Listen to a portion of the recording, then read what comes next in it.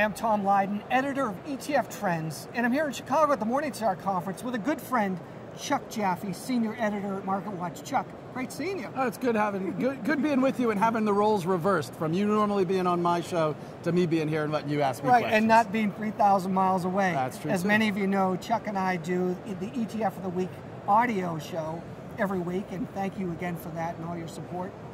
Chuck, you and I, one thing we have going for us as far as age is we've seen a lot of evolution in the business.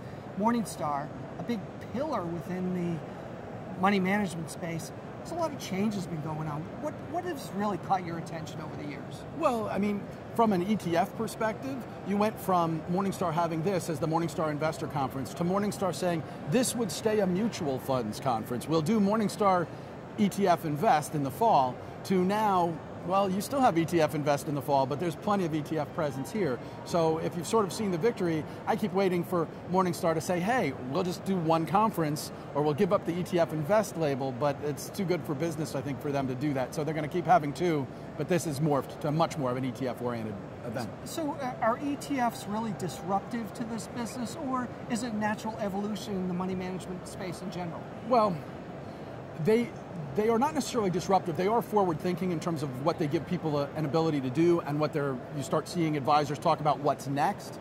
But fundamentally, this is like Volkswagen and Audi.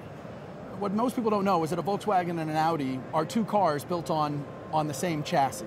Well, we basically have a mutual fund chassis here. I mean, I always love it when people go, oh, I don't buy mutual funds, I buy ETFs. Yeah, no, you buy mutual funds. They just happen to be on the exchange-traded fund chassis. And so, no, they're not disruptive. It's just another vehicle and the same thing. And you can look at it and go, yeah, ETF's a little more sporty by the nature of the chassis they're on, but you're still talking about a vehicle. As a journalist, what's impressed you most about the ETF industry?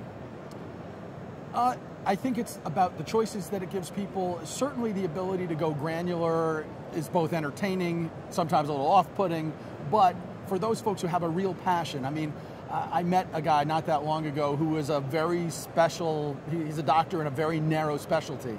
And for him, he's taking a look at it and going, look, this is outstanding. The ability for me to invest in a way that I really know with the companies that I know without having to buy individual stocks and have, all eggs in one basket risk is awesome. So I think those things are great.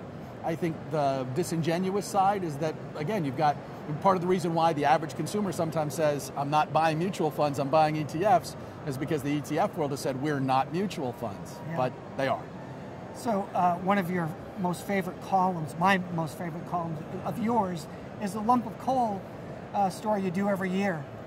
Are there any lumps of coal in the ETF business?